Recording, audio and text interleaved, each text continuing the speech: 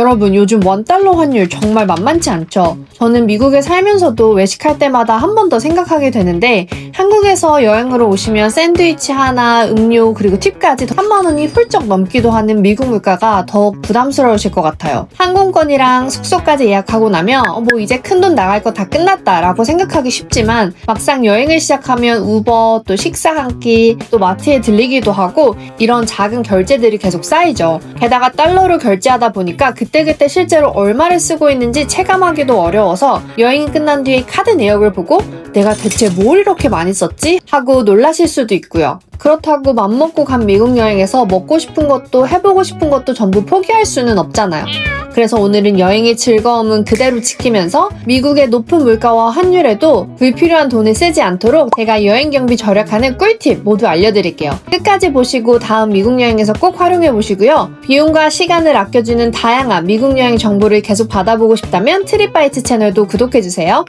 첫 번째는 우리 미국 여행 가면 자주 쓰는 우버 앱 사용하실 때 이런 부분은 꼭 알아두세요. 대중교통으로 가기 애매한 곳들이나 짐이 많을 때 우버나 리프트를 자주 이용하게 되는데요. 같은 출발지와 목적지를 입력해도 두 앱의 가격이 다르게 나오는 경우가 꽤 많아요. 그래서 한 곳에서 바로 호출하지 말고 두 가지 앱의 가격을 모두 확인해보세요. 우버 요금은 거리뿐만 아니라 시간대와 교통량, 그리고 주변에서 이용하려는 사람의 수에 따라서 계속 달라지거든요. 교통비가 얼마나 들지 감을 잡으실 때는 대략 1분에 1불 정도로 생각하시면 쉬워요. 다만 공항이나 출퇴근 시간, 또 공연이나 경기가 끝난 직후에는 훨씬 비싸질 수도 있고요. 미국에서 2주 이상 머물면서 우버를 자주 탈 예정이시라면 우버원이라는 멤버십 서비스도 한번 고려해보세요. 월 멤버십 비용은 9불 99센트이고 우버 승차 요금의 6%를 크레딧으로 돌려줘요. 그래서 이 크레딧은 다음 우버 탑승이나 우버이츠 주문에 사용할 수 있고요. 예를 들어 여행 중 우버를 200불 정도 이용하면 6%인 12불이 크레딧으로 들어와서 그걸 다음에 또 사용할 수 있어요. 여행 스타일을 생각해보시고 2주 동안 이동이 많고 또 우버이츠까지 함께 이용할 예정이라면 월 가입비 이상으로 혜택을 받으실 수도 있으니, 그리고 한 달만 사용할 계획이라면 여행이 끝나기 전에 자동 갱신은 꼭 꺼두세요. 그리고 한국의 쿠팡이츠 같은 우버이츠나 도어대시 앱은 배달과 픽업 주문을 모두 할 수 있는데요. 문제는 배달비만 붙는 게 아니라 앱에 등록된 메뉴 가격 자체가 실제 매장보다 훨씬 높게 책정되어 있는 경우가 많아요. 그래서 아마 배달을 주문하거나 픽업을 선택하셔도 매장에서 직접 주문하는 것보다 더 비쌀 거예요. 저는 한동안 이 차이를 모르고 이용했었는데요. 그러다 어느 날 저렴한 프랜차이즈 메뉴를 주문했는데 결제 금액이 웬만한 식당에서 한 끼 먹는 것만큼 나오더라고요. 그래서 이상해서 확인해보니까 배달비뿐만 아니라 같은 메뉴도 앱 안에서 더 비싸게 판매되고 있던 거였어요. 배달이 꼭 필요한 상황이라면 이런 가격 차이가 있다는 정도를 알고 계시면 좋고, 직접 픽업할 수 있는 거리라면 매장에 전화하거나 공식 홈페이지에서 주문하는 편이 훨씬 절약돼요. 두 번째는 비싼 미국 외식비에도 잘 먹고 덜 쓰는 방법이에요. 미국 식당은 한 접시의 양이 꽤 커서 2명이 간다면 메인 하나와 사이드 하나만이어도 충분한 경우가 많아요. 부족하면 그때 추가하면 되고요. 메뉴에 패밀리 스타일이라고 적혀 있다면 중식처럼 큰 접시에 음식이 나오고 여러 명이 덜어먹기 좋은 방식이라는 뜻이에요. 패밀리 스타일이 아니더라도 여러 개를 주문해서 나눠 먹을 예정이라면 서버에게 우리 메뉴 다 같이 쉐어할 거라고 얘기하면 돼요. 그리고 남은 음식이 있다면 절대 그냥 두고 나오지 마세요. 미국은 음식량이 많은 편이라 남은 음식을 포장해 가는 게 아주 자연스러운데요. 직원이 먼저 물어보기도 하고 필요하면 포장할 박스를 요청하시면 돼요. 특히나 숙소에 냉장고나 전자레인지가 있다면 다음 끼니로도 활용할 수 있어서 한 번의 외식으로 두 끼를 해결할 수도 있어요. 미국 외식의 숨은 보석 같은 해피아워를 잘 이용해보세요. 해피아워는 미국에서 로컬들도 많이 사용하는 외식 방법인데요.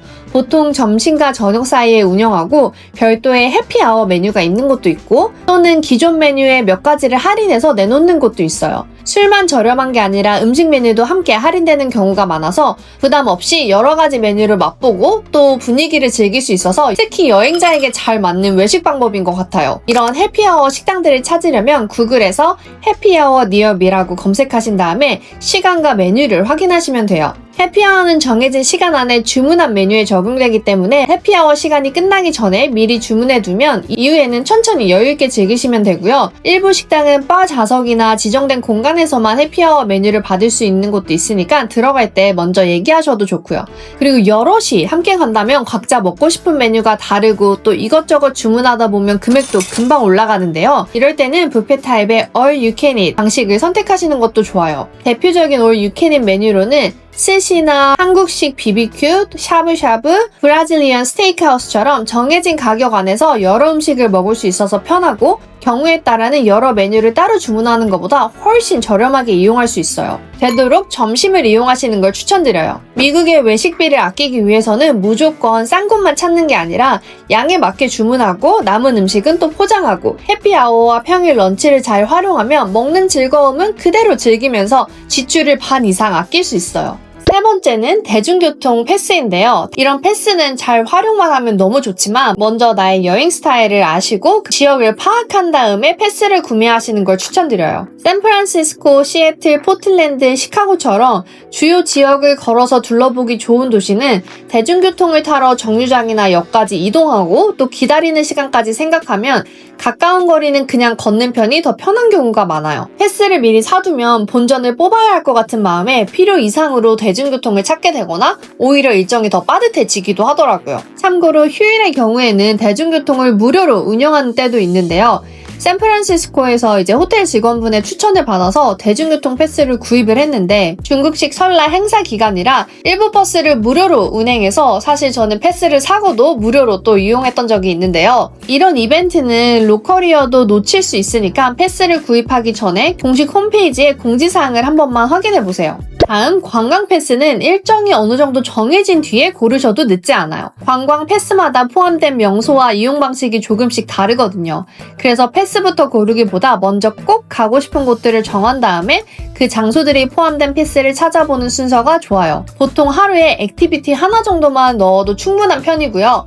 특히 박물관이나 미술관처럼 오래 머무르게 되는 장소라면 여유를 두시는 게 좋아요. 그리고 도시 전망을 즐기기 위해서는 유료 전망대가 아니어도 즐길 수 있는 곳들이 생각보다 많아요. 루프탑 바나 공원, 강변, 호텔 라운지 같이 비교적 적은 비용으로 이용할 수 있는 장소들도 있고요. 그래서 개인적으로 저는 전망대에 대한 만족도는 낮은 편이었고 그 대신에 그 도시에서만 할 수 있는 투어나 특별한 전시, 공연 등이 훨씬 기억에 많이 남더라고요. 미국에서 마트는 무엇을 사느냐에 따라 가는 마트가 달라져요. 트레이더 조스는 샐러드, 샌드위치, 과일, 견과류처럼 여행 중에 간단히 먹기 좋은 제품이 다양해요. 패키지도 작고 또 자체 브랜드의 상품이 많아서 가격도 비교적 부담이 적은 편인데 미국에서만 볼 수 있는 간식이나 소스를 구경하는 재미도 있어요. 트레이더 조스에서 기념품도 많이 사가시고요. 그리고 다음으로는 숙소에 요리할 공간이나 주방이 있는 경우엔 우리 마트를 또 많이 이용하게 되는데요. 미국에서 대표적으로 많이 볼 수 있는 대형마트로는 월마트, 타겟, 크로거, 세이프웨이 등이 있어요. 다만 지역마다 많이 보이는 마트의 이름이 다르고 같은 회사의 매장도 지역에 따라 또 다른 이름으로 운영되기도 해요. 여행지에서 구글맵에 그로서리 스토어라고 검색하시면 숙소에서 가장 가까운 대형마트를 확인하실 수 있어요. 마트들을 살펴보면 월마트와 타겟은 식료품뿐만 아니라 세면도구, 의류, 여행용품까지 한 번에 구입하기 편해요. 다만 타겟은 매장 크기에 따라 식료품 종류가 적을 수 있고요. 미국 마트에는 진열대 가격표에 일반 가격과 회원 가격이 따로 표시되어 있는 상품을 자주 볼 수 있는데요. 크로거, 타겟은 미국 주소나 번호 없이도 이메일로 무료 회원 계정을 만들 수 있어요. 가입한 뒤에 계산할 때 앱에 회원 바코드를 보여주거나 정보를 입력하면 회원 가격이 적용돼요. 몇 가지 급하게 필요할 때는 월그린스나 CVS 같은 드럭스토어를 이용해도 좋아요. 미국의 약국은 약 말고도 간단한 식품과 여행용품도 함께 판매해서 한국의 편의점처럼 이용할 수 있어요. 프리미엄 마트인 홀푸드와 에러원도 있는데요. 홀푸드는 샐러드나 이미 만들어져 있는 음식, 과일, 유기농 제품이 잘 갖춰져 있어서 식당에 가지 않고도 간단한 한 끼를 해결하기 좋아요. 에러원은 일반적인 장보기보다 하나의 여행 경험에 가까운데요. 유명한 스무디나 건강식, 고급 식재료를 경험해보고 싶다면 한 번쯤 들러볼만 하지만 장보기에는 가격이 꽤 높은 편이에요.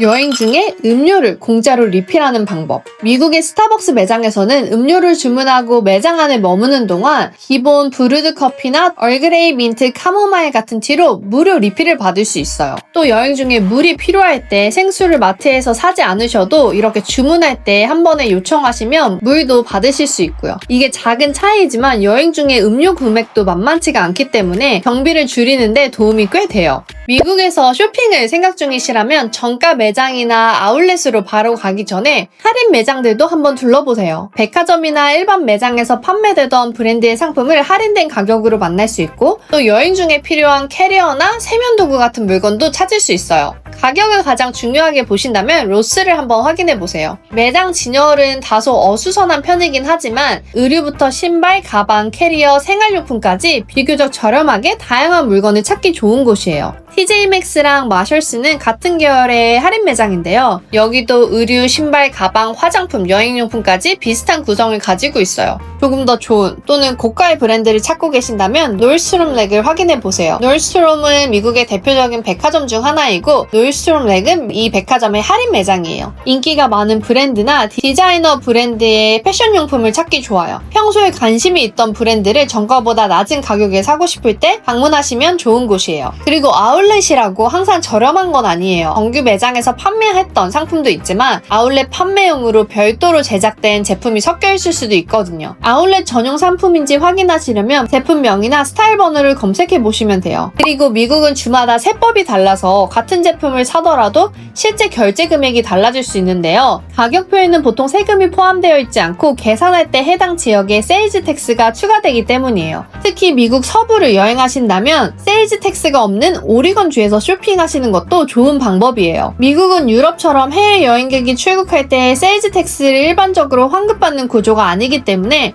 여러 주를 이동하는 일정이라면 쇼핑할 지역까지 미리 정해두는 것도 도움이 돼요. 추가로 여행 첫날엔 비지터 센터를 활용해 보시는 것도 좋은 팁이에요. 공항이나 다운타운에 있는 비지터 센터에서는 무료로 지도도 주고 대중교통 안내도 도와주고 지역 행사나 관광 정보를 한자리에서 확인할 수 있거든요. 제가 포틀랜드 다운타운에 비지터 센터를 방문했을 때는 포틀랜드 스티커도 무료로 가져갈 수 있었어요. 이런 스티커가 별게 아닌 것처럼 보이지만 기념품 가게에서 구입하면 보통 5불에서 6불 정도는 하거든요. 이런 무료 기념품이나 이벤트는 도시 방문식에 따라 달라지지만 온라인 검색만으로는 놓치기 쉬운 것들도 많아서 근처에 비지터 센터가 있다면 한 번쯤 들러서 정보를 받아가는 게 도움이 많이 돼요. 이렇게 오늘 알려드린 내용만 미리 알고 또 가서 활용하셔도 미국 여행 중에 몰라서 쓰게 되는 또는 낭비하게 되는 비용을 꽤 줄일 수 있으실 거예요. 그만큼의 예산은 맛있는 식사나 액티비티처럼 내가 정말 중요하게 생각하는 여행 경험에 써보세요.